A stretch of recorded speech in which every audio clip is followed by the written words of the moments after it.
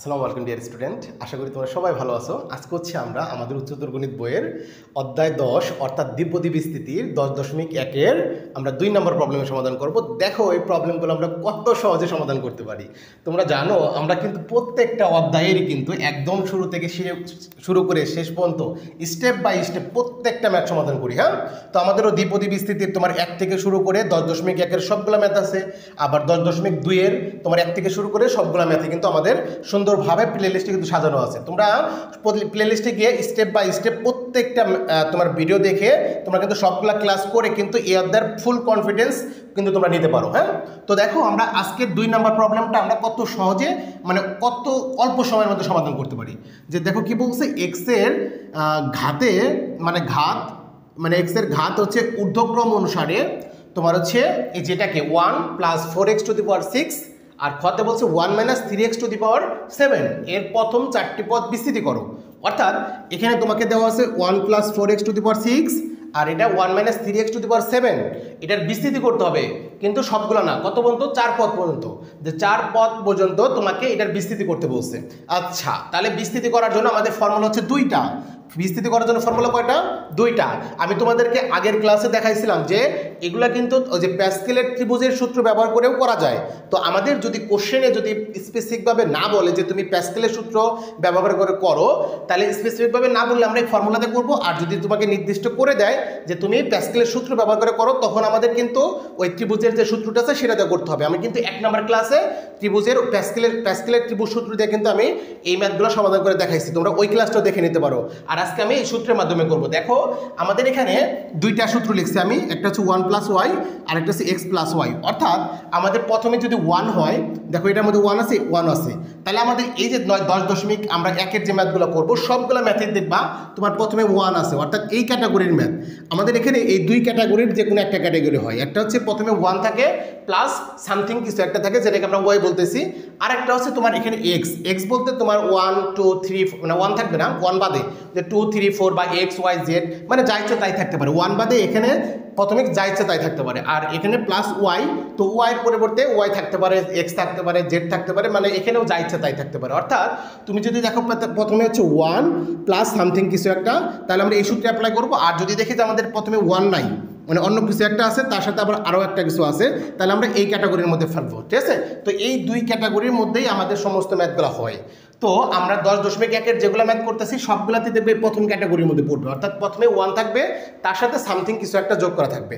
তো আমরা এই ক্যাটাগরিতে থাকলে কি করব, জাস্ট আমাদের C0, বলতে কি যেখানে পাওয়ার যেটা থাকবে পাওয়ার C0 দিব, তারপরে এখানে যা থাকবে এখানে y পজিশনে যা থাকবে সেটা দিব, তার উপরে পাওয়ার দেব 0, তারপর প্লাস NC2 পাওয়ার যেটা থাকবে সেটা দিব, C2 দিব, আর y টু দি পাওয়ার 1 দিব। অর্থাৎ এখন আমরা জাস্ট কি করব, যে NC0 1 2 3 এখানে জাস্ট আমরা 1 বাড়াইতে থাকবো, এক এক করে বাড়াইতে থাকবো, আর এখানে y এর পাওয়ারও আমরা 0 1 2 এরকম বাড়াইতে থাকবো।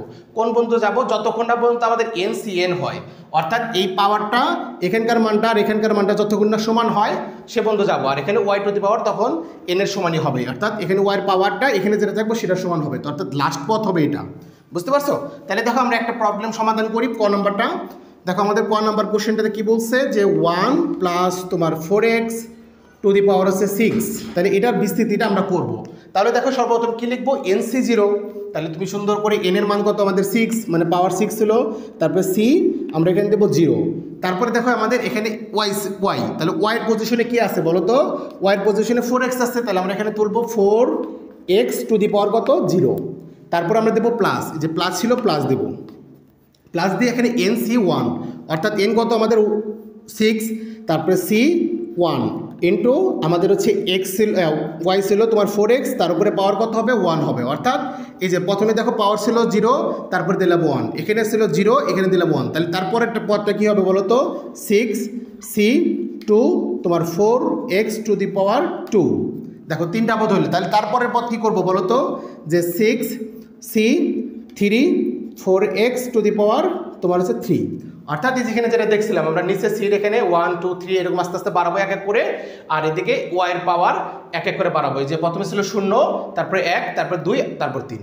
আশা করি এই পর্যন্ত তোমরা বুঝতে পারছো। যেহেতু আমাদের বলছে 4 পদ পর্যন্ত নির্ণয় করো, এই জন্য আমরা 4টা পদ লিখলাম, যে 1টা 2টা 3টা 4টা। এখন এটাকে ক্যালকুলেশন করলে যেটা হবে সেটাই আমাদের অ্যান্সার হবে, ঠিক আছে। তাহলে দেখো যে তোমরা এখন কি করবা, ক্যালকুলেটর নিবা, জাস্ট তোমরা ক্যালকুলেটর নিবা, যে এখন সর্বপ্রথমে এটাকে বের করবো আমরা। দেখো 4x⁴, আমরা জানি যে কোনো সংখ্যার উপরে পাওয়ার যদি 0 হয় তাহলে তার মান কিন্তু 1 হয়, অর্থাৎ এটার মান কত 1 ইন্টু এটার সাথে এটা গুণ আছে। তুমি এর জন্য কী করবা, ক্যালকুলেটরে প্রথমে 6 আসলে 6 তুলবা, তারপরে সি তোলার জন্য তোমাদের কি করতে হবে, তোমরা ক্যালকুলেটরে শিফট দিবা, শিফট দিয়ে আমাদের যে ভাগ চিহ্ন যেটা আছে ভাগ, ওই ভাগের মধ্যে চাপ দিবা, দেখবা যে সি আসবে। তারপর এখানে আমাদের 0 ছিল, তুমি জাস্ট 0 তুলবা, তাহলে তোমার ক্যালকুলেটরে এরকম একটা মান আসবে যে 6C0। তারপরে তুমি জাস্ট ইকুয়ালে চাপ দাও, দেখবো 1 আসবে। কি আসবে 1, অর্থাৎ এই যেখানে আমাদের 1 ছিল সেই 1-এর সাথে গুণ করলে 1-এর সাথে 1 গুণ করলে 1-ই হবে, অর্থাৎ প্রথম পদটা কী হবে 1, তারপরে প্লাস। এরপর দেখো এখানে 4x⁴, তো 4x⁴ মানে তোমরা জানো 4x, তাহলে এটার সাথে আমাদের যেটা গুণ আছে, তাহলে সেমভাবে তোমারও যে 6C1 তুলতে হবে। তোমার তো যে এখানে 6C0 তোলা আছে, তাই না? এখন জাস্ট তুমি 0টাকে ডিলিট করে 1 বসাও, যে 6C1 বসালে কত আসবে তোমার হচ্ছে সমান চাপ দিলে 6 আসবে 6। তাহলে এটার সাথে তুমি 6 গুণ করো, তাহলে কি হবে 4 6 24, তার সাথে x ছিল তাহলে 24x, তাহলে এখানে আমাদের সুন্দর করে বসে যাবে 24x। এরপর প্লাস ছিল প্লাস দিবা, এরপর দেখো এখানে 4x তারপরে স্কোয়ার, তাহলে 4-এর উপরে যদি স্কোয়ার করো তাহলে কত হবে 16, 4-এর উপর স্কোয়ার করলে হবে 16, আর x-এর উপর স্কোয়ার করলে কত হবে x², অর্থাৎ 16x²। এটার সাথে গুণ হবে কি সামনের 6C2, তাহলে তুমি ক্যালকুলেটারে তোমার 6C1 তোলা আছে না, 6C1 তোলা আছে, তুমি 1টাকে ডিলিট করে জাস্ট 2 বসাও, তাহলে বসালে কি আসবে 15, অর্থাৎ এটার সাথে তোমার 15 গুণ করতে হবে।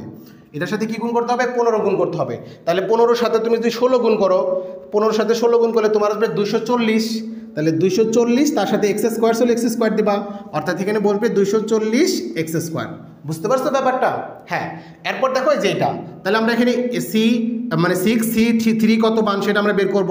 দেখো আমরা যে আগের মতো করেই আবার তুলব 6, তারপরে শিফট দিয়ে ভাগে চাপ দাও, সি আসবে, নিচে আমাদের 3 ছিল 3 বসাও, তাহলে বসালে আসবে 20, এখানে আসবে কত 20, তার সাথে আমাদের যেটা গুণ, তার মানে 4-এর উপরে যদি কিউব বসাও, তুমি 4-এর উপরে কিউব বসায় দেখো তো কত আসে, 4-এর উপর কিউব বসালে আসে 64, তাহলে এটার সাথে গুণ করলে 64 গুণ করতে পারে, x-এর উপর যদি তুমি কিউব করো পাবা x³ ইন্টু x³। তাহলে এখন যদি তুমি জাস্ট এই যে 64 ইন্টু 20 যদি গুণ করো আসবে হচ্ছে 1280, তাহলে 1280-র সাথে আমাদের আছে x³, তার মানে 1280x³, তাহলে এখানে প্লাস বসবে 1280x³। তাহলে আমাদের এটার বিস্তৃতি তোমার হচ্ছে বলছিল যে x-এর ঘাত অনুসারে ঊর্ধ্বক্রম অনুসারে মানে 4 পর্যন্ত সাজাও। ঊর্ধ্বক্রম মানে হচ্ছে তুমি ছোট থেকে বড়র দিকে সাজাবা, তাহলে দেখো আমাদের ঊর্ধ্বক্রম, তাহলে সর্বপ্রথম হচ্ছে আমাদের এই যে এটা ছিল, এখানে তো আমাদের x-এর পাওয়ার 0, তাই না? তারপরে এটা x-এর পাওয়ার 1, এটা x² আর x³, তাহলে দেখো আমাদের কিন্তু ছোট থেকে বড়র দিকে সাজানো হয়ে গেছে, তার মানে এটা হচ্ছে আমাদের অ্যান্সার। ছোট থেকে বড় আকারে তোমাকে ঘাত আকারে সাজাইতে বলছে, তাহলে আমাদের সর্বপ্রথম 0 ছিল, এটা 0 মানে x নাই, তারপরে এটাও ছিল 1, এই যেখানে কিছু নাই মানে 1 আছে, তারপরে স্কোয়ার, তারপরে x³, এভাবে 4টা পদ আমরা নির্ণয় করলাম। তাহলে এটাই হচ্ছে আমাদের ক নম্বরের অ্যান্সার। তো আশা করি খুব সহজেই তোমরা বুঝতে পারছো। তো সেমভাবে একদম সেম টু সেম ওয়েতে এখন আমরা জাস্ট খ নাম্বারটা সমাধান করে ফেলবো। দেখো আমরা এটা একটু মুছে ফেলি। তো কে তোমরা বুঝলা ক্লাসটা তোমাদেরকে মানে কেমন সহজ লাগলো না কি লাগলো তোমরা একটু কমেন্টে জানাও যে তোমাদের মন্তব্যটা, এবং তোমাদের বন্ধুদের সাথে একটু ক্লাসটা শেয়ার করে দাও যাতে ওরাও দেখতে পারে। হ্যাঁ, তো এখন আমরা তাহলে খ নাম্বার কোশ্চেনটা দেখো সমাধান করে ফেলি সেম ওয়েতে। যে খ নাম্বারটা আমরা এখানে তুলি, আমাদের দেওয়া আছে 1 মাইনাস তোমার 3x⁷, তাহলে ইকুয়াল টু আমরা দেবো কত, যে n কত আমাদের এবার 7, তারপরে সি এখানে বসবে 0। এখন দেখো আমাদের ওয়াইয়ের পজিশনে, এখানে ওয়াই ছিল, ওয়াইয়ের পজিশনে কি আছে, এই যে ওয়াইয়ের পজিশনে আছে -3x, এখানে প্লাস মাইনাস মানে চিহ্ন সহ নিতে হবে তোমাকে। এখানে 1 ছিল, 1-এর সাথে যেটা থাকে সেটাই হচ্ছে আমাদের ওয়াই, তাহলে এখানে আছে -3x, তাহলে আমরা এখানে লিখবো -3x, তার উপরে পাওয়ার হচ্ছে 0, এই যে প্রথমে পাওয়ার 0 দিতে হয়, তারপরে প্লাস, এরপরে যে n এর মান 7, সি এখানে ছিল 0, আমরা 1 বাড়াবো 1, এরপরে যেখানে আমাদের ওয়াই ছিল -3x, তার উপরে পাওয়ার 0 ছিল, এখন 1 বাড়াবো 1 হয়ে যাবে, অর্থাৎ এখানে পাওয়ার শুধু খালি এখন বাড়বে 1 1 করে।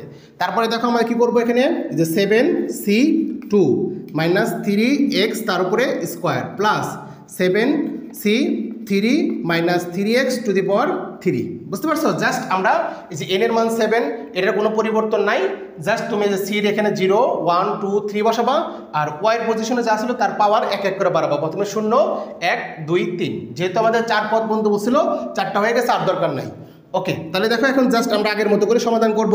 যে তোমরা জানো যে কোনো সংখ্যার উপরে পাওয়ার যদি তুমি 0 দাও তাহলে আসবে 1, যে কোনো কিছুর উপরে পাওয়ার যদি 0 থাকে তার মান হয় 1।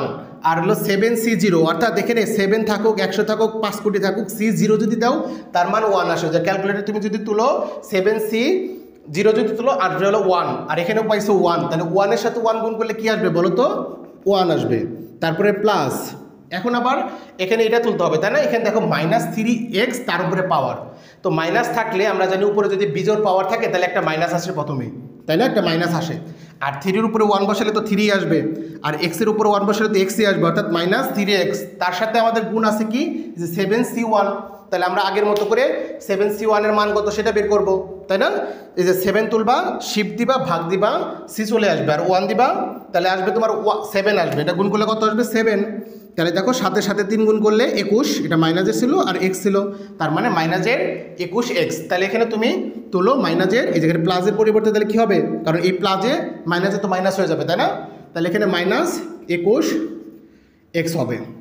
এরপর দেখো এটা করবো আমরা, তাহলে এখানে -3x তার উপর স্কোয়ার, তো -3 উপর স্কোয়ার করলে তো প্লাসের 9 হবে, তাই না? প্লাসের 9, আর x এর সাথে স্কোয়ার করলে x স্কোয়ার।